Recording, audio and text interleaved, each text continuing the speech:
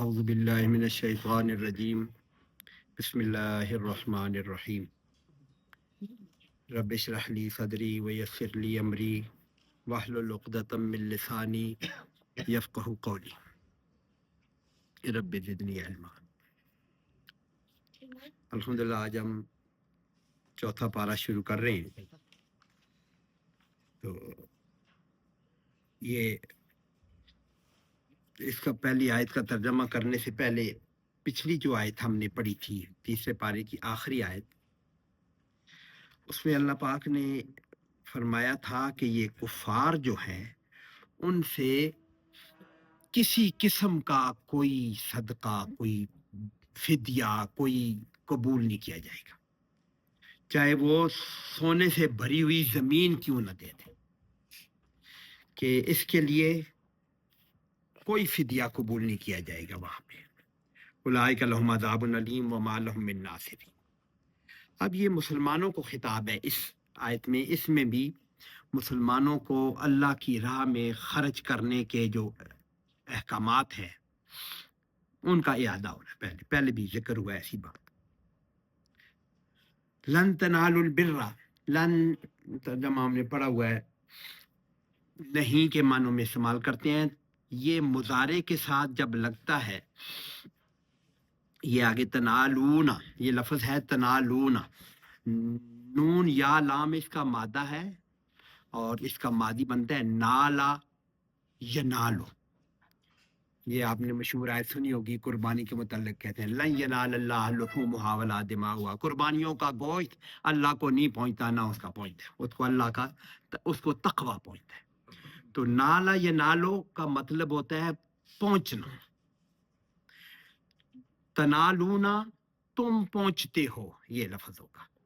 اس کے ساتھ جب لن لگتا ہے تو یہ کئی دفعہ پہلے ذکر ہوا ہے کہ لن مضارع کے نون اعرابی جس کو کہتے ہیں تنالونا، ینالونا کو نون گرا دیتا ہے،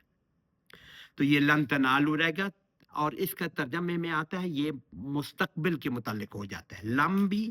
اس کو کرتا ہے، ماضی کے متعلق کر دیتا ہے مضارع کو، اور لن جو ہے مستقبل میں لے جاتا ہے۔ لن تنالو، نون اب نہیں ہوگا، لن تنالو تم، اور اس میں تاکید کا بھی ایلیمنٹ شامل ہو جاتا ہے، تم ہرگز نہیں پہنچ سکتے۔ اس کا لن لگنے سے تنالونا تم پہنچتے ہو یا تم پہنچو گے، تو لن تنالو تم ہرگز نہیں پہنچ سکتے۔ اس میں ایک تو مستقبل کا بات ہو گئی اور ایک تاکید پیدا ہوگی، زور پیدا ہو گیا۔ کس کو نہیں پہنچ سکتے؟ لن تنالوا البر، بر تو ہم نے پہلے لفظ پڑھا ہوا ہے، وہ آیت بر ہم نے پڑھی تھی کہ بر کی کیا کیا وہ صفات اللہ پاک نے گنائی تھی کہ یہ چیزیں، نیکی، نیکی بالکل نیکی کو کہتے ہیں ہم کو۔ لن تنالوا البر، تم نیکی کو نہیں پہنچ سکتے۔ کیا مطلب؟ نیکی کی معراج کو، نیکی کی اونچائی کو، نیکی کے سب سے اونچے درجے کو نہیں پہنچ سکتے، حتیٰ یہاں تک کہ تنفقو، انفاق فی سبیل اللہ ہم نے پڑھا ہوا ہے، یہ لفظ پڑھا ہوا ہے تنفقون، یہ بھی تنفقون ہے، اس کا حتیٰ لگنے سے اس کا بھی نون گرا ہوا ہے، یہ بھی مضارع۔ تم خرچ کرو، حتیٰ یہاں تک کہ تم خرچ کرو، مما، من اور ما، من سے ما جو کچھ، اس میں سے جو کچھ، تحبون، احب یحبو پہلے بھی پڑھا ہے ہم نے، محبت کرنا، پسند کرنا، تحبونا تم پسند کرتے ہو۔ اب ترجمہ بنے گا تم لن تنالوا البر، تم نیکی کی معراج کو، نیکی کو نہیں پہنچ سکتے، حتیٰ تنفقو یہاں تک کہ تم خرچ کرو، مما تحبون اس میں سے جو تمہیں پسندیدہ ہے، تمہاری پسندیدہ ہے، جس چیز، جو چیز تمہیں اچھی لگتی ہے، جو تم پسند کرتے ہو، اس میں سے اللہ کی راہ میں خرچ کرو گے، پھر نیکی کی معراج کو پہنچو گے۔ یہ بر کا لفظ جو ہے، نیکی ہم نے پہلے پڑھا ہوا ہے کہ لیس البر ان تولوا، وہ ہم نے پڑھا تھا، کافی صفتیں تھیں۔ یہی لفظ ایک اور طریقے سے بھی عربی میں استعمال ہوتا ہے، بر۔ بر کا اصل میں نیکی اس چیز کو کہتے ہیں کہ کسی کام کو احسان کے ساتھ اس کو پورا کا پورا کر دینا، سبکدوش ہو جانے، اس کو نیکی کہتی ہے۔ جو میرے ذمہ کام ہے، جو اللہ کے احکامات ہیں، اس کو ٹھیک طریقے سے پورا کرنا نیکی ہے، ہر اللہ کا کام ہے، نیکی ہے۔ اور بر اس کو کہتے ہیں، قرآن پاک میں استعمال ہوا ہے، وہ برم بوالدتی، عیسیٰ علیہ السلام کہتے ہیں وہ برم بوالدتی، میں اپنے ماں کا بڑا تابعدار ہوں، اس کے ساتھ حسن سلوک کرنے والا ہوں، نیکی کرنے والا ہوں۔ اس کا وہ باقی ساتھ زبر ہے، مطلب اس کا یہی ہے تقریباً۔ اور اس کی جمع ابرار قرآن پاک میں تو بہت استعمال، ان الابرار یسقون من رحیق مختوم، پڑھا ہوا ہے نا،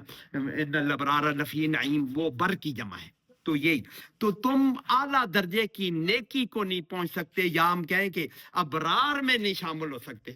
بر، جب تک کہ تم اس چیز کو اللہ کی راہ میں خرچ نہ کرو جو تمہیں بہت پسند ہے۔ اور پھر وما تنفقو، وما اور جو کچھ تنفقو تم خرچ کرتے ہو، اسی طرح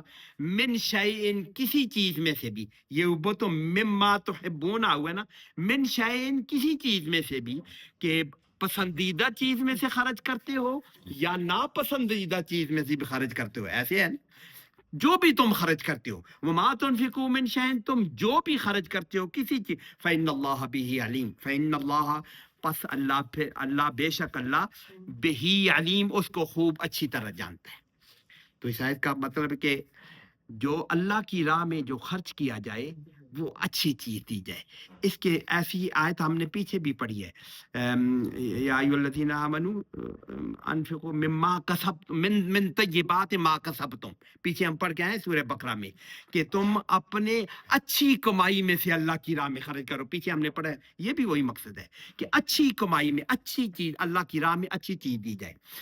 کہ میں نے، یہ دونوں باتیں ہو سکتی ہیں، نفلی صدقات بھی ہو سکتے ہیں، زکوٰۃ بھی ہو سکتی ہے، فرضی صدقات بھی ہو سکتے ہیں۔ اب صدقہ کرنے کے لیے میں کمزور چیز جو مجھے ناپسند ہے یا فالتو چیز ہے، بیکار چیز ہے، وہ دے دوں، اللہ پاک کہتے ہیں نیکی کی معراج کو تب پہنچے گے جو چیز تمہیں پسند ہو اس کو اللہ کی راہ میں خرچ کیا جائے۔ کہ پسندیدہ چیز تو اپنے لیے رکھ لی اور ناپسندیدہ چیز کو اللہ کے نام پہ اپنے ذمے اپنی ایک بلا ڈال دی، قسم کے، اس قسم کے انفاق فی سبیل اللہ، اللہ کی بات الگ بات ہے کہ آپ فرضی فرض میں آپ کا فرض شاید پورا ہو جائے، لیکن نیکی کے معراج کو نہیں پہنچ سکو گے، نیکی کے وہ ابرار میں داخل نہیں ہو جا سکے۔ جو بھی تم خرچ کرتے ہو اللہ پاک اس کو جانتا ہے، آگے اگلی آیت میں آ رہا ہے۔ اور اس آیت کے متعلق تو صحابہ کے سینکڑوں واقعات ہم سنتے رہتے ہیں۔ وہ مشہور نہیں ہے، وہ صحابی طلحہ شاید نام تھا، ابو طلحہ یا ابو طلحہ نام تھا، یہ آیت نازل ہوئی تو اس نے کہا میری تو جائیداد میں سے مجھے سب سے بڑا پسند یہ باغ ہے، مسجد نبی کے قریب ہی تھا وہ، اب تو مسجد نبی کا حصہ ہے، تو بیر ہا اس کا نام تھا، اس میں بڑا اچھا کنواں تھا، کھجور کے درخت تھے، تو انہوں نے کہا یہ مجھے بہت پسند ہے، تو وہ صلی اللہ علیہ وسلم نے کہا مجھے تو یہ باغ بہت پسند ہے، اس کو میں اللہ کی راہ میں دیتا ہوں۔ حضرت عبداللہ بن عمر کا مشہور ہے، ایک اونٹنی اپنی پسند آئی، ہاں یہ بڑی اچھی ہے، اس کو اللہ کی راہ میں دیتے ہیں، جو اچھی چیز آتی تھی۔ اور لیکن یہ خاص بات اس میں یہ ہے کہ مما تحبون، اچھی چیز دو، اس میں سے دو، یہ نہیں ہے کہ ہر اچھی چیز تم اللہ کی راہ میں خرچ کرنے کا حکم آ گیا، ایسی بات نہیں ہے۔ اللہ کی راہ میں دو، اچھی چیزوں میں سے آپ کی کمائی کی، وہ طیبات من طیبات ما کسبتم پہلے بھی پڑھا ہوا ہے، اچھی چیز اللہ کی راہ میں دی جائے۔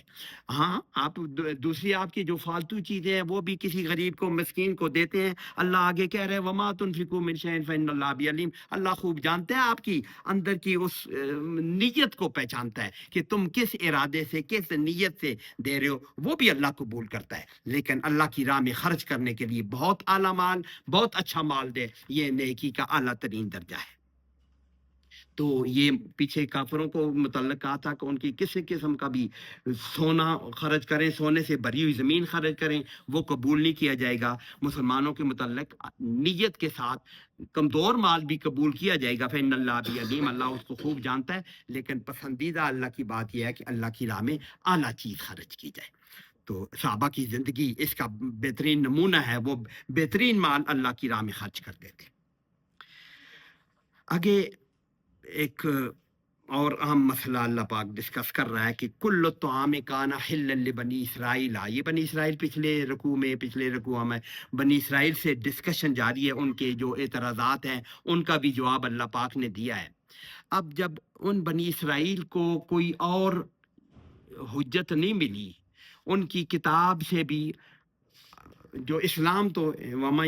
کہ بنی اسرائیل کا جو اللہ پاک نے موسیٰ علیہ السلام پر جو نازل کیا وہ اسلام ہی نازل کیا. سارے بنی اسرائیل کے انبیاء جو بھی تھے اسلام کی تبلیغ کے لیے وہ آئے ہوئے تھے. تو وہی وحدانیت اور قیامت اور رسول اور وہی ساری باتیں کرنے کی بات تھی. جب قرآن پہ اور کوئی اعتراض نہیں ملا تو انہوں نے یہ فقہی مسائل میں الجھانے کی کوشش کی. آگے ایک لفظ استعمال ہوا ہے, اس میں کجی پیدا کرنے کی کوشش کی, ٹیڑھ ڈھونڈنے کی کوشش کرتے ہیں. ان میں سے ایک ٹیڑھ انہوں نے یہ نکالی کہ آپ کہتے ہو, حضور صلی اللہ علیہ وسلم تو کہتے ہیں نا میں ابراہیم علیہ السلام کے دین پر ہوں. یہ پیچھے ہم نے پہلے پڑھا ہوا ہے نا, ابراہیم علیہ السلام کے دین پر ہوں, ملت ابراہیم اس کو کہتے ہیں, ملت ابراہیم پر ہوں. تو وہ کہتے ہیں ملت ابراہیم میں ان یہودیوں کے ہاں اس وقت اونٹ کا گوشت اور اونٹ کا دودھ وہ حرام کہتے تھے. حضور صلی اللہ علیہ وسلم اونٹ کا گوشت کھاتے تھے, اونٹ کا دودھ پیتے تھے. وہ کہتے ہیں اتنے ہمارے انبیاء گزرے ہیں تو تم جو ہم بنی اسرائیل سارے نبیوں پر تو دین ابراہیم میں تو اونٹ کا گوشت اور اونٹ کا اور بھی چیزیں ہو سکتی ہیں, لیکن یہ اسپیشلی مینشن ہے اونٹ کا گوشت اور اونٹ کا دودھ حرام وہ قرار دیتے تھے. اللہ پاک فرما رہا ہے یہ ہرگز یہ غلط بات کر رہے ہیں. کل الطعام کان حلا لبنی اسرائیل الا ما حرم اسرائیل علی نفسہ من قبل ان تنزل التوراۃ. کل, پہلے لفظی ترجمہ کر رہے ہیں, کل الطعام کھانے کا سب کچھ. یہ ترجمہ میں کیسا کر رہا ہوں, کل الطعام کھانے کا سب کچھ. ایک لفظ ہو سکتا ہے کل طعام ہر قسم ہر کھانا, کل انسان ہر انسان, ایسے ہوگا نا, کل انسان ہر انسان. حدیث ہے کلو محدثت ضلالہ, ہر نئی بات دین میں پیدا کرو وہ بدع. کلو بدعت اگر نکرہ استعمال ہوتا ہے تو کلو بدعت ضلالہ وکلو ضلالۃ فی النار, ایسی جو حدیث کل کا میں کہنا, کل کے ساتھ اگر نکرہ استعمال ہوگا تو اس کا کلو انسان سارے انسان. قرآن پاک میں آگے وَكُلَّ إِنسَانٍ أَلْزَمْنَاهُ طَائِرَهُ فِي عُنُقِهِ, سورہ بنی اسرائیل میں ہے کہ ہر انسان کی جو قسمت ہے اس کی اپنے گلے میں لٹکی ہوئی ہے ایسے کل. لیکن جب اس کے ساتھ معرفہ لگتا ہے جیسے یہاں پہ لگا ہے کل الطعام, اب میں اس کو ترجمہ کل الانسان, یہ ذرا غور کریں نا, اس کا مطلب کیا بنے گا, کل الانسان انسان کا سب کچھ. کل انسان بنے گا سارے انسان, کل الانسان بنے گا انسان کا سب کچھ. یعنی شاید ایسی کوئی کہ کل المسلم حرام ہے دوسرے مسلمان پر, اس قسم کی کوئی عربی کہاوت ہے یا حدیث کے الفاظ ہے. تو ترجمہ پھر میں نے کیا کیا, کل الطعام کھانے کا سب کچھ, کھانے کی چیز کا سب کچھ, کانا تھا, کانا یکونو تھا, حلن, حلن حلال اردو میں حلن لبنی اسرائیل, بنی اسرائیل کے لیے کھانے کی سب کچھ حلال تھا. پھر دوبارہ ترجمہ کروں, کل الطعام کان حلا لبنی اسرائیل, بنی اسرائیل کے لیے, لبنی اسرائیل, بنی اسرائیل کا ترجمہ ہم نے پہلے کیا ہوا ہے, اسرائیل کی اولاد, اسرائیل کے بیٹے, لبنی اسرائیل, بنو اسرائیل لام لگنے سے لبنی اسرائیل بن گیا. ہر کھانے کا سب کچھ بنی اسرائیل کے لیے حلال تھا, الا ما حرم اسرائیل علی نفسہ, الا سوائے اس کے, ما حرم جو حرم یحرم تحریم حرام کر دینا, ما حرم جو اس نے حرام کر دیا, اسرائیل, اسرائیل نے, اسرائیل کون ہے, یعقوب علیہ السلام, یعقوب علیہ السلام کا اسرائیل ہے, اسرائیل اللہ کے بندے کو کہتے ہیں, یعقوب علیہ السلام کا نام اسرائیل ہے. اسرائیل نے اپنی جان پر, علی نفسہ ہی, اپنی جان پر حرام کر دیا تھا, من قبل ان تنزل التورات, تورات کے نازل ہونے سے پہلے, من قبل ان تنزل التورات, تورات تو موسیٰ علیہ السلام پر نازل ہوئی ہے. یعقوب علیہ السلام تو ابراہیم علیہ السلام کے پوتے ہیں, موسیٰ علیہ السلام سے کوئی 700-800 سال پہلے گزرے ہیں, تورات ابھی نازل نہیں ہوئی تھی. اسرائیل نے, حضرت یعقوب علیہ السلام نے اپنے اوپر حرام کیسے کر لیا, اس کے لیے مفسرین نے لکھا ہے کہ حضرت یعقوب علیہ السلام کسی وجہ سے اونٹ کا گوشت نہیں کھاتے تھے, शायद उन्हें एलर्जी थी, बीमारी थी, अपने कोई इलाज था, नापसंद था, वटेवर, वो ऊंट का गोश्त और दूध नहीं पीते थे। वो उसने अपनी जात के लिए उन्होंने ये ऊंट का गोश्त और वो छोड़ा था। उन्होंने हराम नहीं करार दिया था। हराम हलाल तो अल्लाह पाक करते हैं, वो कुरान पाक में है, या अय्युहन नबी लिमा तुहर्रिमु मा अहल्लल्लाहु लक, हराम हलाल करना अल्लाह का काम है। उन्होंने हराम नहीं, उन्होंने अपने आप को मना कर दिया किसी वजह से। कोई चीज एक आदमी खाने से मना कर देता है कि ये नहीं खाता, मुझे नुकसान देती है या तकलीफ देती है। लेकिन हुआ क्या कि बनी इसराइल ने उस बात को लेकर अपने इसको हराम ही करार दे दिया था, उनका गोश्त खाना। ये आगे अल्लाह पाक बयान कर रहा है कि तुम तौरात ले आओ अगर ये हक बात है। यहाँ पे ये क्यों जिक्र हुआ है कि मिन क़ब्ल अन तुनज़्ज़ल तौरात, तौरात के नाज़िल होने से पहले। इसका तर्जमा तो वाज़ेह है ना, मिन क़ब्ल अन तुनज़्ज़ल, तुनज़्ज़ल का तर्जमा कर दे, नज़्ज़ल युनज़्ज़िलु, ना नज़्ज़ल नाज़िल हुआ, युनज़्ज़िलु नाज़िल वो नाज़िल करता है, नज़्ज़ल तुनज़्ज़ल वो जो नाज़िल हुआ, नाज़िल हुई, तो नज़्ज़ल तो ये मुअन्नस है, तो नज़्ज़ल ना, तो नज़्ज़लो होना चाहिए, लेकिन अन लगने से तो नज़्ज़ल हो गया। तो नज़्ज़ल होता है ना, नज़्ज़ल युनज़्ज़ल, तो नज़्ज़लो नाज़िल हुई अत-तौरात, तो ना तौरात के नाज़िल होने से पहले हर चीज हलाल थी सिवाय उसके जो याकूब अलैहिस्सलाम ने अपनी जान के लिए वो खाना छोड़ दिया था। वरना बनी इसराइल के लिए हर खाने का सब कुछ हलाल था। ताम ताम कहते हैं खाने की चीज, ताम लफ्ज खाने की चीज को कहते हैं। हर किस्म का खाना हलाल था बनी इसराइल के लिए, लेकिन तौरात में नाज़िल होने के बाद कुछ चीजें अल्लाह ने हराम करार दी हैं। कुरान पाक में आगे आई है कि अलल्लज़ीना हादू हर्रमना कुल्ल ज़ी ज़ुफ़ुर, कुरान पाक में आगे आया कि हमने यहूदियों पर नाखन वाले जानवर जो हराम करार दिए। कुछ और बातें में चर्बी भी हराम करार दी उनको, पता नहीं हड्डियों के साथ लगी हुई चर्बी के अलावा बाकी चर्बी हराम करार दी थी। उससे पहले तौरात नाज़िल होने से पहले कोई चीज इस तरह हराम नहीं करार दी थी जैसे वो कहते हैं। तो ये फिर अल्लाह पाक फरमा रहे हैं, कुल आप फरमा दीजिए, फातू बित तौरात, तौरात ले आओ ना। तुम कहते हो कि अगर हराम है तो ये बातें तो अगर तौरात में लिखी होंगी ना, कुल फातू बित तौरात, ये जो तुम ऊंट को हराम करार देते हो तो ये तौरात ले आओ। तौरात कुल फातू बितौर, अतायाती हमने पढ़ा हुआ है, आना, लेकिन बे लग जाए तो लाना। तुम ले आओ तौरात, फतलूहा, फतलू पस उतलू, तलायतलू पर तिलावत करना, उतलूहा उसकी तिलावत करो, इनकुन तुम सादिकीन, उसमें पढ़ के दिखा दो अगर तुम इस बात में सच्चे हो कि ये अल्लाह की तरफ से हराम करदा है और तुम हम कर। तो ये अल्लाह ने हराम किया ही नहीं, हर चीज हलाल थी। तौरात में कुछ चीजें अल्लाह ने हराम करार दी थी, वो अलग बात है, ये बात तौरात में भी नहीं है। तो जब तो अगर तुम सच्चे हो तो तौरात ले आओ। इस पे वो लाजवाब हो गए। ये दायरे है कि उनकी तौरात में ये हुक्म मौजूद नहीं था उस वक्त, कि इसलिए अल्लाह पाक ये दावे के साथ कह रहे हैं कि ले आओ, अगर तौरात में अगर ये तुम्हारे पास मौजूद है तो ले आ।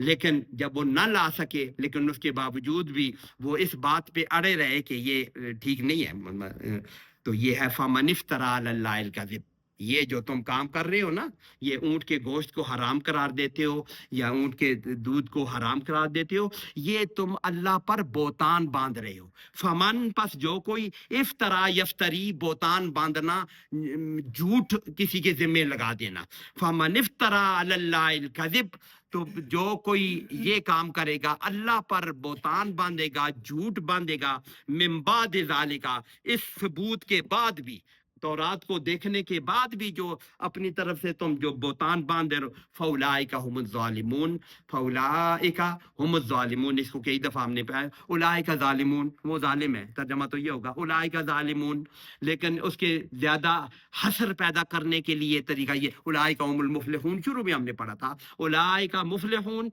उलाइका हुम लगा के अल मुफलिहून कर देते हैं, ये भी उसी तरह है, उलाइका हुमुज़ ज़ालिमून, कि यही लोग जालिम है। उलाइका ज़ालिमून, ये लोग जालिम है, तर्जमा ये होगा। लेकिन उलाइका हुमुज़ ज़ालिमून, यही लोग जालिम है जो इसके बावजूद भी, सच्चाई जाहिर होने के बाद भी वो अल्लाह पर ये झूठा इल्जाम बांध रहे हैं, तो ये बहुत जालिम लोग हैं।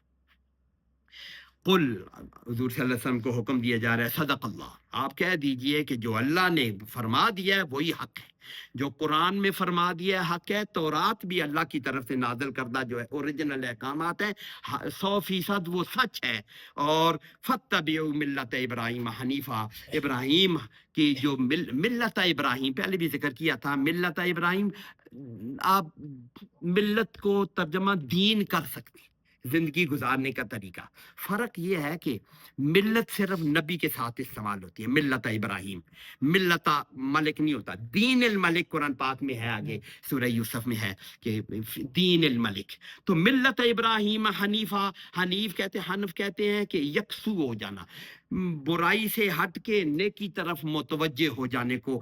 حنفن کہتے ہیں۔ تو حنیفہ یکسوئی سے ساتھ اللہ کے ابراہیم کی ملت کی پیروی، فتبعوا، اتباع یتبع ہم نے پڑھا ہوا، تم اتباع کرو ابراہیم حنیف کی طرح اس کی پیروی کرو، وما کان من المشرکین، اور یہ جو تم باتیں بنا رہے ہو اپنی طرف سے، وہ یہ مشرکانہ باتیں ہیں اپنی طرف سے تم نے گڑی ہوئی ہیں۔ مشرکانہ باتیں ایسی ہی ہو جاتی ہیں نا کہ اللہ کا جو کام ہے وہ کسی اور کے ذمہ لگایا جائے تو یہی شرک ہے نا۔ تو حرام حلال قرار دینا اللہ کا کام ہے۔ تو یہ کہ ابراہیم علیہ السلام بھی حرام حلال، کوئی نبی بھی حرام حلال قرار نہیں دیتا، اللہ کا حکم ہوتا ہے، اللہ کے احکامات کو وہ نافذ کرتا ہے۔ وما کان من المشرکین، یہ جو تم کہہ رہے ہو شرک والی جو باتیں گڑھ رہے ہو اپنی طرف سے، یہ ابراہیم ہرگز مشرکوں میں سے نہیں تھا۔ تو یہ ایک مسئلہ کہ یہ کھانے کے متعلق جو انہوں نے اعتراض گڑا ہوا تھا، اس کا اللہ پاک نے جواب دیا ہے۔ پھر ایک اور اعتراض جو پہلے بھی ہم نے ڈسکس کیا ہے کہ ان کو اس پہ بڑی شدید قلق تھا کہ یہ قبلہ کیوں تبدیل ہوا ہے۔ قبلہ کہ بنی اسرائیل کا قبلہ، اتنے نبیوں کا قبلہ صدیوں سے چلا آ رہا تھا، بیت المقدس یا وہ چلا آ رہا تھا، تو یہ قبلہ کیوں تبدیل کیا گیا ہے؟ اس کے لیے پہلے بھی ڈسکشن ہوئی ہے، دوسرے پارے کے شروع میں یا وہاں پہ بھی ڈسکشن ہوئی ہے۔ اس کو پھر اللہ پاک یہاں پہ ایک اور اینگل سے اس کا جواب دے رہے ہیں۔ اللہ پاک فرما رہے ہیں ان اول بیت وضع للناس للذی ببکۃ، ان اول بیت، ان بے شک، اولا پہلا، اول اردو کا لفظ ہے، بیتن گھر، پہلا گھر، وضع للناس، وضع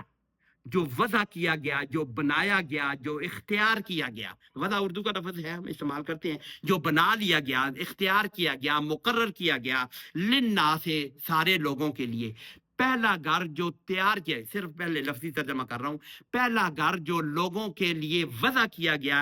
للذی، لام پہلا والا جو ہے یہ لام تاکید ہے، یقیناً وہی ہے، بے بکتا، جو بکہ میں ہے، بکہ، مکہ کو بکہ بھی کہتے ہیں، ویسے بھی عربی میں مین اور بے تبدیل ہوتے ہیں کئی گرامر کے اصول میں، بکہ نام ہے، مکہ کا نام بکہ بھی ہے، بس آسان یہی ہے کہ بکہ مکہ کو کہتے ہیں، بے بکتا، یہ وہی گھر ہے جو مکہ میں ہے، یعنی یہ خانہ کعبہ ہی پہلا گھر ہے۔ پہلا گھر کس لحاظ سے؟ کہ انسانوں کے لیے، انسانوں نے جو گھر بنایا، بیت اللہ تو نہیں کہا ہوا نا، ان اول بیت، جو پہلا گھر وضع للناس، لوگوں کے لیے بنایا گیا، تو اس میں دونوں باتیں ہیں۔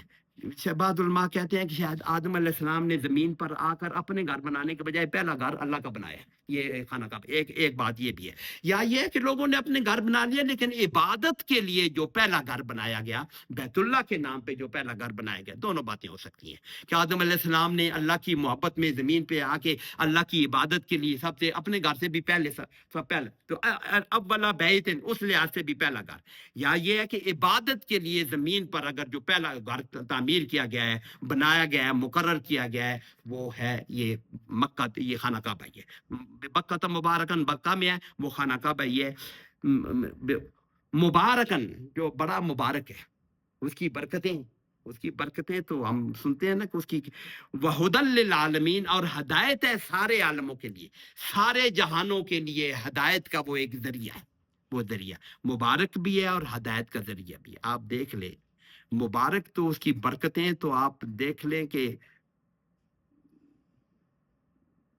وہاں پہ اللہ پاک نے اس گھر کی بدولت اس وادی غیر ذی ذرہ میں اللہ نے کیا شان بنا دیا وہاں پہ، دنیا وہاں کچھ بھی پیدا نہ ہوتے، دنیا بھر کی بہترین چیزیں، بہترین پھل، بہترین ہر چیز ہر وقت لاکھوں لوگوں کے لیے ہر وقت اویلیبل ہے۔ حج کے موقع پر یہ قربانی ہوتی ہے، کتنے جانور ذبح ہوتے ہیں، کروڑوں جانور ذبح ہوتے ہیں۔ ایسے لوگ بھی ہیں نا جو 100 قربانیاں کرتے ہیں، 100 اونٹ قربان کرنے والے لوگ، حضور صلی اللہ علیہ وسلم کی سنت پوری کرنے کے لیے لوگ موجود ہیں، 100 اونٹ قربان کرتے ہیں، اور یہ لاکھوں لوگ قربانیاں دے دیں، پتہ نہیں کہاں سے وہ آتی ہے یہ برکت مبارکن۔ اور پھر جو یہ تو ظاہری طور پر برکتیں ہیں نا کہ آپ وہاں پہ دیکھیں، اللہ پاک ابھی وہاں کے لے کے دیکھیں نا، آپ دیکھیں کوئی بڑی بڑی فروٹوں کی مارکیٹیں نہیں ہیں، کبھی کوئی چیز ایک ہر چیز ہر بندے کی خواہش کے مطابق ہر وقت اویلیبل ہے، ایسی برکت ہے مبارک۔ اور عبادات کی برکت جو ہم حضور صلی اللہ علیہ وسلم کے فرمان کے مطابق وہاں کی نیکیاں کتنی اونچی ہیں۔ آگے ایک اور بات آ رہی ہے اس کے متعلق، خانہ کعبہ کے متعلق، کہ نیکیوں کا بدلہ کتنا برکت والا ہوتا ہے، ایک نماز کا ثواب کہتے ہیں کہ لاکھ گنا بڑھ جاتا ہے۔ تو مبارکن برکت والا گھر ہے، وہدی للعالمین، ہدایت کی ہوائیں وہاں سارے عالم کے لیے چلتی ہیں، الحمدللہ اس کے ہدی للعالمین۔ اور اسی میں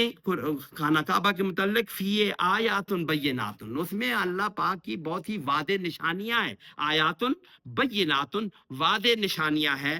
مقام ابراہیم بھی ایک واضح نشانی ہے، صفا واضح نشانی ہے، مروہ واضح نشانی ہے، خانہ کعبہ خود ایک واضح نشانی ہے، اور ومن دخلہ کان آمنا، اور یہ ایسی عام بات ہے، ومن دخلہ، ومن اور جو کوئی دخلہ ہو اس میں داخل ہوا، کانا ہو گیا، آمنا امن میں۔ اور یہ اتنی ایسی خصوصیت اسلام سے پہلے بھی، اسلام سے پہلے بھی حرم میں باپ کا قاتل بھی داخل ہو جائے تو اس کو وہ کچھ نہیں کہتے تھے، وہ مشرک، اتنا امن والا شہر ہے۔ آج بھی دیکھیں نا، وہاں تو جانور مارنا منع ہے، وہاں تو درخت کاٹنا منع ہے، امن والا شہر ہے۔ اور اس کانا آمنا، جو ادھر داخل ہو گیا وہ امن میں ہو گیا۔ وہ جو کچھ واقعات ہیں جو امن کو چھیڑا گیا لوگوں نے، جنرلی صدیوں سے، ہزاروں سالوں سے وہ ایک اتنے امن کی جگہ ہے۔ وہ سورہ قریش میں بھی ایسے ہے نا، کیسے لیلاف قریش لیلاف آمنہم من خوف الذی اطعمہم من جوع وآمنہم من خوف، مشرکوں کے متعلق کہا ہوا اللہ پاک نے کہ اللہ پاک نے ان مشرکوں کو بھی اس گھر کی بدولت امن دیا ہوا تھا۔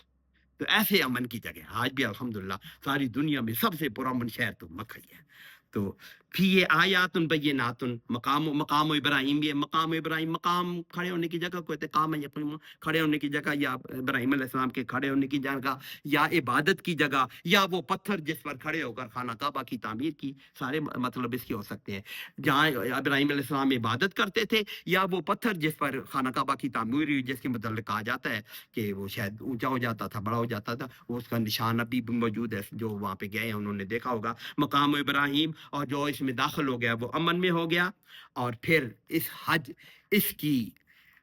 اللہ پاک کا حکم یہ جو وللہ، اور اللہ کے لیے ہے، الناس لوگوں پر، یہ فرض اللہ پاک حج کو فرض کر رہے ہیں، اللہ کے لیے لوگوں پر، حج البیت،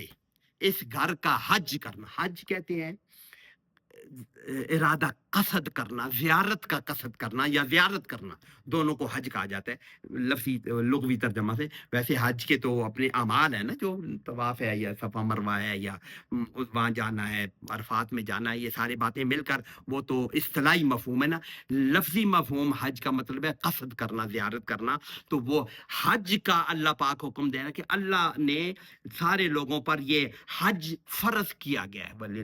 من استطاع، اس میں فرض، من استطاع الیہ سبیلا، کس پر فرض ہے؟ من استطاع الیہ، من جو کوئی استطاع، اس کی استطاعت ہو، استطاع یستطیع سے اس کی استطاعت ہو۔ استطاعت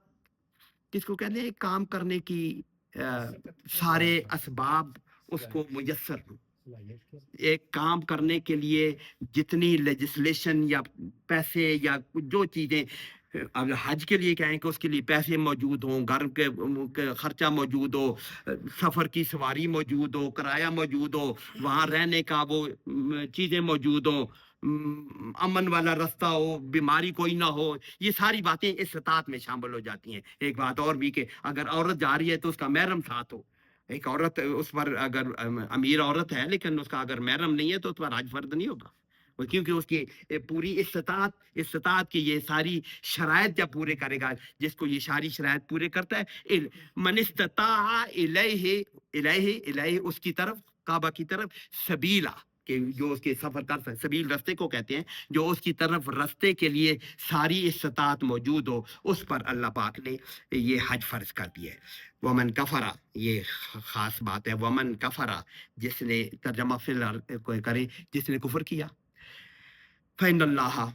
بے شک اللہ غنی عن العالمین، اللہ تو غنی ہے سارے جہانوں سے، اسے کیا پڑی ہے کہ تم حج کے لیے آتے ہو نہیں آتے ہو، نماز پڑھتے ہو نہیں پڑھتے ہو، انفاق کرتے ہو نہیں، اللہ تو غنی ہے۔ یہ جو ہمیں حکم دیا جا رہا ہے یہ ہماری اس کے لیے دیا جا رہا ہے۔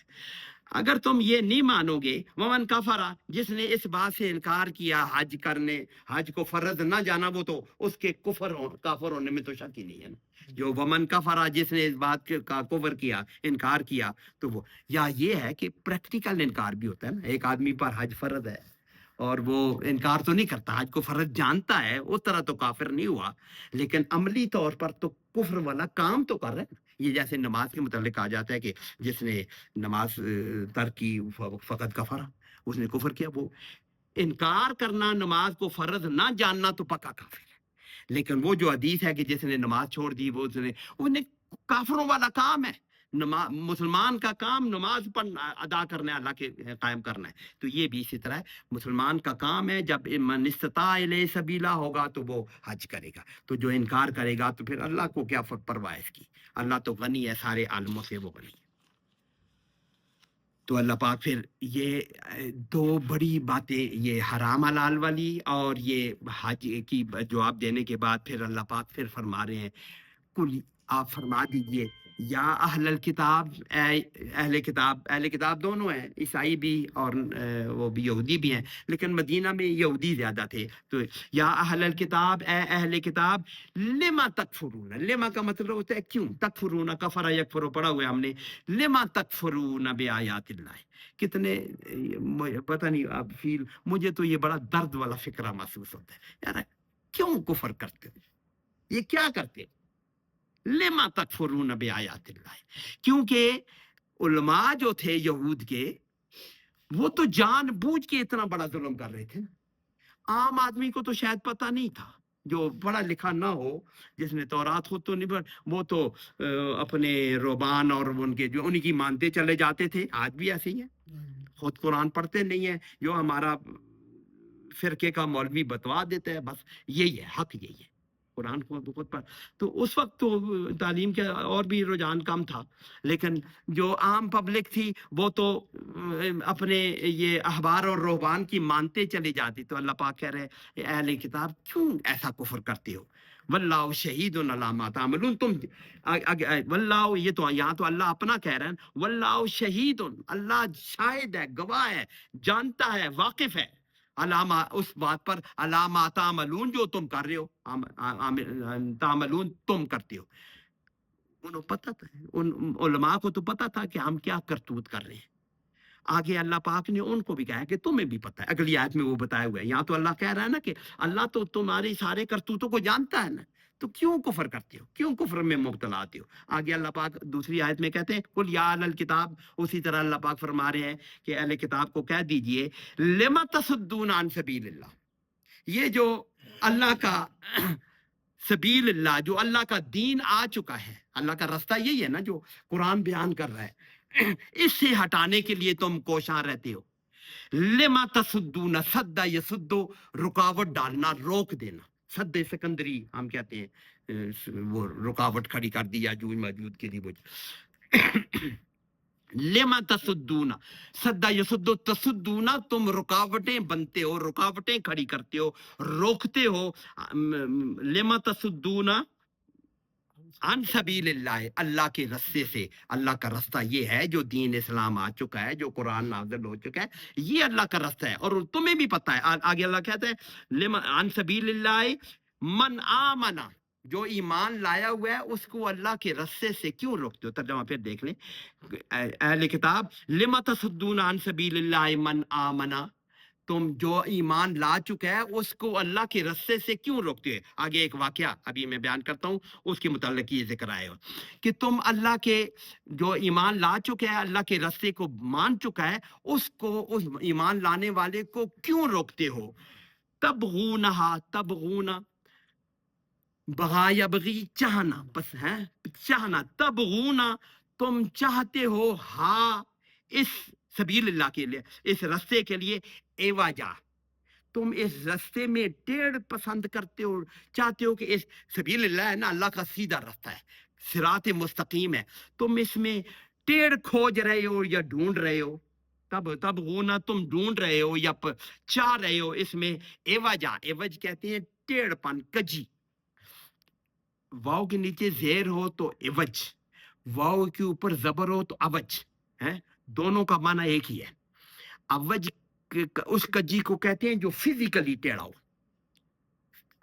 یوں ہو، نظر آ رہا ہو، کہ جو ٹیڑھ نظر آ رہی ہو اس کو اوج کہتے ہیں،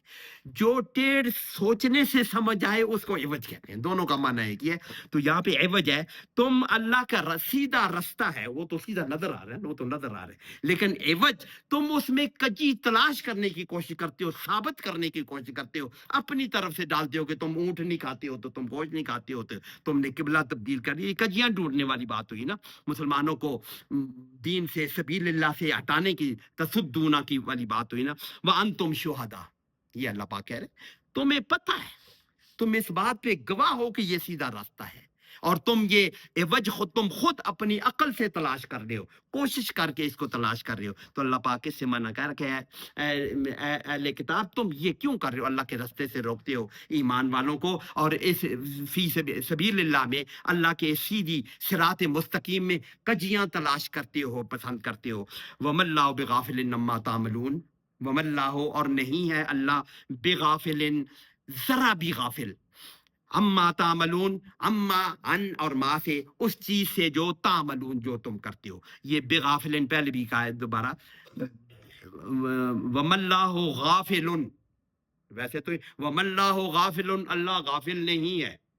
لیکن بے لگانے سے غافلن ہو جاتا ہے، وہ تو جر میں بھی چلا گیا، یہ بے لگانے کا مطلب ہوتا ہے کہ ہرگز ذرا بھی غافل نہیں ہے۔ وما ہم بمومنین، جو ہم نے شروع میں پڑھا تھا، شروع میں وما ہم بمومنین، وہ بالکل بھی ذرا بھی مومن نہیں ہے، وہ وہاں پہ وما اللہ بغافل عما تعملون، اللہ بالکل بھی غافل نہیں ہے جو تم کر رہے ہو، یہ جو تم کرتوت کر رہے ہو اللہ اسے ہرگز غافل نہیں ہے۔ یہ آخری آیت آئے گی ہے، اس سے پہلے یہ جو منع کرنے کی بات ہوگی، یہ تینوں آیتیں شاید اسی واقعے کے متعلق ہیں، یہ ہر کوشش کرتے رہتے تھے کہ ظاہر ہے کہ ان کا تو مشن تھا کہ اسلام کو روکا جائے، تصدونا، ان کو روکا جائے، اس کو اللہ کے رستے سے روکا جائے۔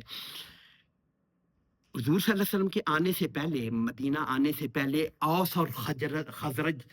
جو غیر یہودی، جو مشرک قبیلے تھے، اوس اور خزرج تھے، پہلے بھی ہم نے، جو نصارہ زیادہ بنے، اوس اور خزرج دو قبیلے، یہ دونوں قبیلے ایک دوسرے کے دشمن تھے، ان کے آپس میں لڑائیاں جاری رہتی تھیں، شاید جنگ بعاث یا کچھ اس قسم کا نام ہے، بڑی خون ریز ان کے آپس میں لڑائیاں ہوتی رہتی۔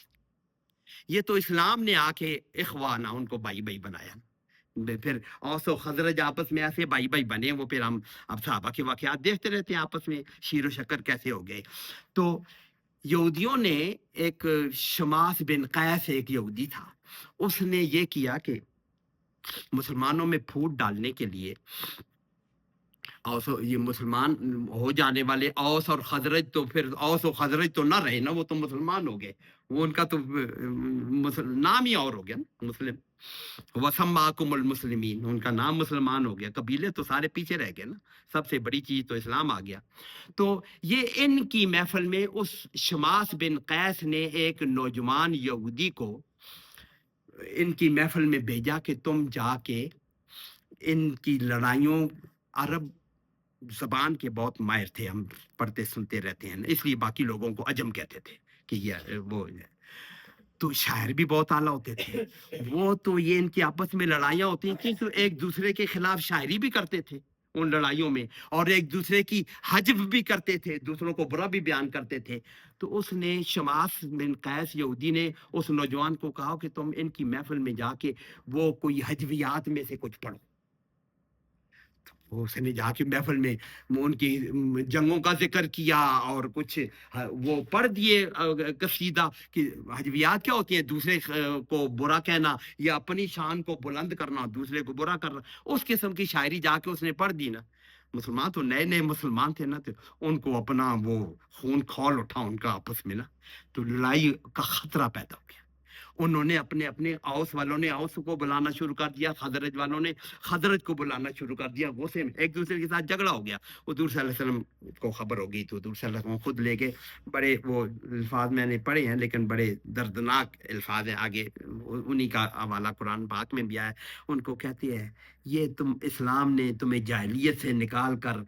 اتنا کرم کیا کہ تمہیں اپنا بھائی بھائی بنا دیا، اور پھر تم میرے موجودگی میں اور اللہ کی آیات نازل ہوتے ہوئے بھی تم یہ کر رہے ہو، یہ کیا کر رہے ہو.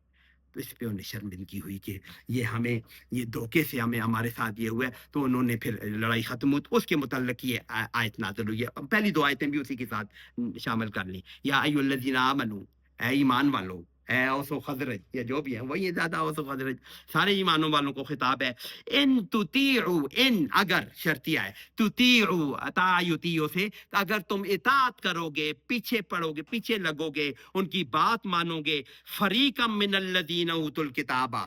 کسی فریق جن کو کتاب دی گئی ہے، یعنی یہود میں سے کسی فریق کی بات مانو گے یا اطاعت کرو گے، یردوکم، رد یردو، رد وہی لوٹا دینا،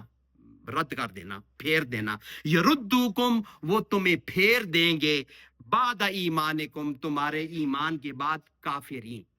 اگر تم ان اہل اوت الکتاب میں سے کسی کی اگر تم اطاعت کرو گے تو یہ اتنے دشمن ہیں کہ تمہارے ایمان کے بعد تمہیں ایمان سے پھر پھیر کر کافروں میں شامل کر دیں گے. اور پھر وہ جو حضور صلی اللہ علیہ وسلم نے جیسے وہ الفاظ بھی بڑے دردناک ہیں، ان کا منظر اللہ پاک نے یہ بیان کیا. وہ کیفا تکفرون، کیفا کیسے، وہ کیفا تکفرون، کیسے تم کفر کر سکتے ہو، کیفا کیسے، تکفرون تم کفر کرتے ہو، وانتم تتلا علیکم آیات اللہ، تم تو وہ ہو. کیوں مسلمان ہوئے تھے اوس و خزرج والے، کیوں مسلمان ہوئے تھے؟ قرآن کی آیات دیکھ کر، حضور صلی اللہ علیہ وسلم کا نظام دیکھ کر وہ مسلمان ہوئے تھے نا. تو وہ کہہ رہے ہیں کہ وہی قرآن کی آیتیں تم پر پڑھی جا رہی ہیں. انتم تتلا علیکم آیات اللہ، تلا یتلو سے تتلا پڑھی جاتی ہیں، علیکم تم پر آیات اللہ، تم پر القرآن نازل ہو رہا ہے، اللہ کی آیتیں نازل ہو رہی ہیں جن پر تمہارا دل سے ایمان لا چکے ہو. اب وہ آیتیں نازل ہو رہی ہیں اور تم کفر کیسے کر سکتے ہو؟ جس پر تمہیں اتنا اطمینان یقین ہوا تھا تو تم نے دین چھوڑا تھا، حضور صلی اللہ علیہ وسلم کو مدینہ آنے کی دعوت دی تھی، تم اس کو کیسے چھوڑ سکتے ہو، کیسے کفر کر سکتے ہو؟ آگے اللہ پاک فرما رہے ہیں وفیکم رسولو، یہ حضور صلی اللہ علیہ وسلم نے فرمایا تھا، میں موجود ہوں اور تم یہ پھر رہے ہو. وہ الفاظ جو مجھے حدیث کے الفاظ ہیں کہ وفیکم رسول، تم اللہ کا رسول موجود ہے، ہر چیز ایکسپلین کرنے والا موجود ہے، اس کی شخصیت موجود ہے، اس کا اخلاق موجود ہے، جس سے تم متاثر ہوئے وہ ساری باتیں موجود ہیں، تم نے ایمان لائے، رسول بھی موجود ہے، قرآن بھی نازل ہو رہا ہے، تو تم کیسے کفر کر سکتے ہو، تم پہ یہ رسول ہو. اور پھر اللہ پاک فرما رہے ہیں ہوش میں آ جاؤ،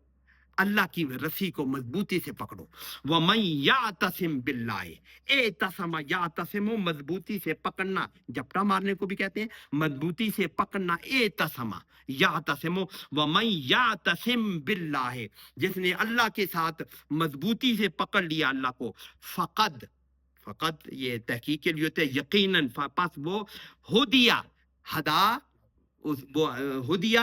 ہدا اس نے ہدایت دی، ہدیہ اس کو ہدایت دی، وہ ہدایت پا گیا، الی صراط مستقیم، وہ سیدھے راستے کی طرف وہ ہدایت پا گیا. تو اس واقعے کے بعد تو یہ آیتیں نازل ہوئی، تین آیتیں اسی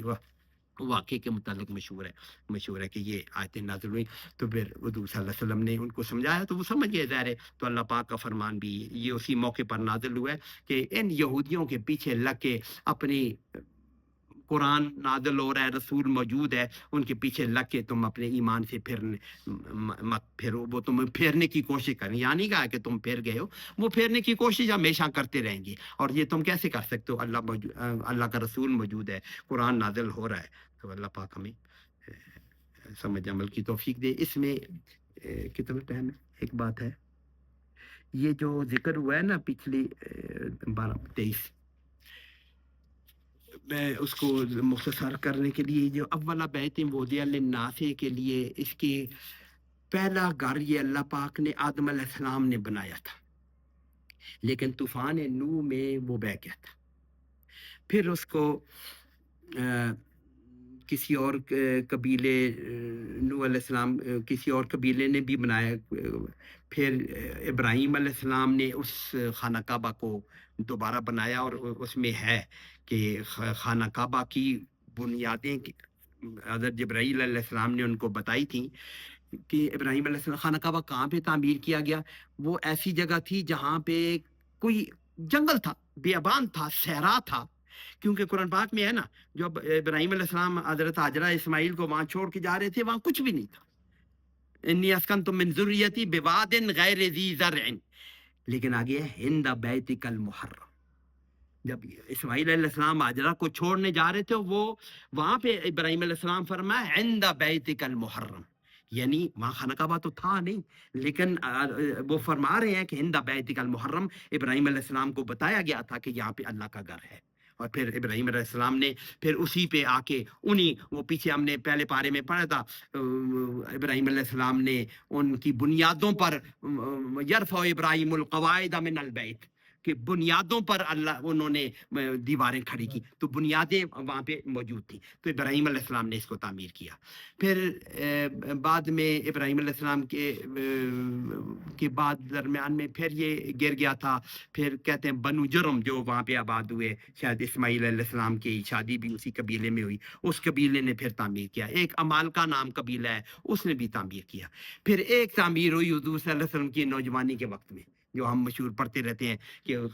مشرکین مکہ نے خانہ کعبہ کو مرمت کرنے کے لیے دوبارہ تعمیر کیا، اور پھر پیسے جمع کیے، حلال پیسے لگائے، اور پھر وہ حتیم کا حصہ چھوڑ دیا کہ پیسے تھوڑے پڑ گئے تھے، ہم واقعہ سنتے رہتے ہیں۔ تو اس میں حضور صلی اللہ علیہ وسلم کا وہ مشہور واقعہ ہے، نبوت سے پہلے کا، حجر اسود کے نصب پہ جو جھگڑا بن گیا تھا، تو یہ انہوں نے تعمیر کیا۔ یہ بات اس لیے کر رہا ہوں کہ حضور صلی اللہ علیہ وسلم نے کہ نوجوانی کے وقت جو مشرکین مکہ نے خانہ کعبہ تعمیر کیا تھا نا، اس میں یہ دروازہ اونچا رکھا گیا تھا۔ ابراہیم علیہ السلام نے جو خانہ کعبہ تعمیر کیا تھا، اس کا دروازہ زمین پہ تھا، اور 2 دروازے تھے دوسری طرف نکلنے کا بھی تھا،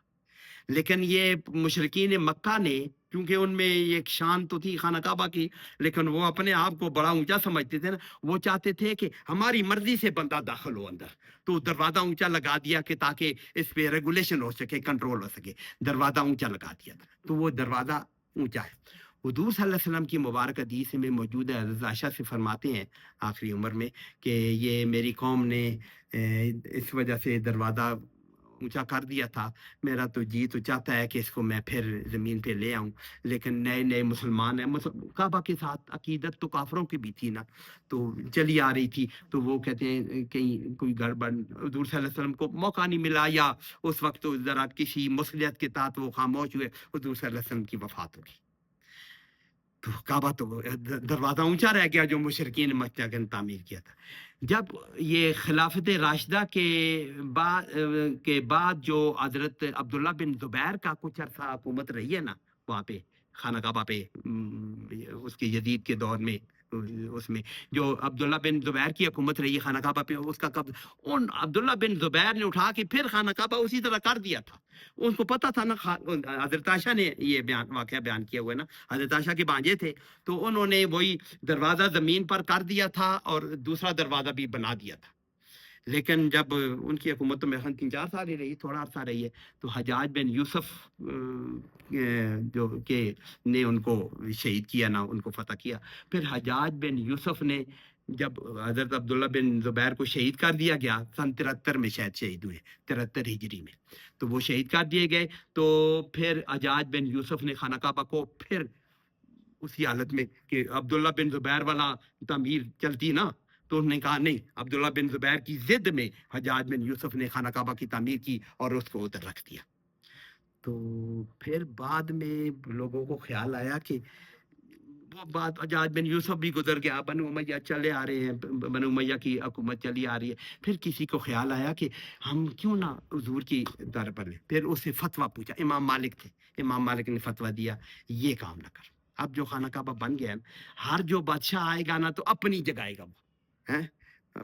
مطلب حضور نے تعمیر کر دیا تو دور چھوڑ گئے، عبداللہ بن زبیر نے کر دیا تو اس نے اپنی چلائی، عبداللہ بن زبیر کو ختم کر کے نہیں، ہمارا والا خانہ کعبہ چلے گا، ہماری تعمیر چلے گی۔ اب کوئی اور گرا کے وہ کر دے گا، تیسرا آئے گا تو وہ اپنی مرضی کا کرے گا، خانہ کعبہ کے ساتھ یہ چھیڑ چھاڑ ختم کر دو، تو اس کو اسی حالت میں رہنے دو۔ پھر خانہ کعبہ اس لیے ابھی تک اسی حالت میں اس کی تعمیر ہوتی ہے، اس کی مرمت ہوتی رہتی ہے۔ تو خانہ کعبہ کی تعمیر کی مختصر سی ہسٹری ہے۔ تو آخر دعوانا الحمدللہ۔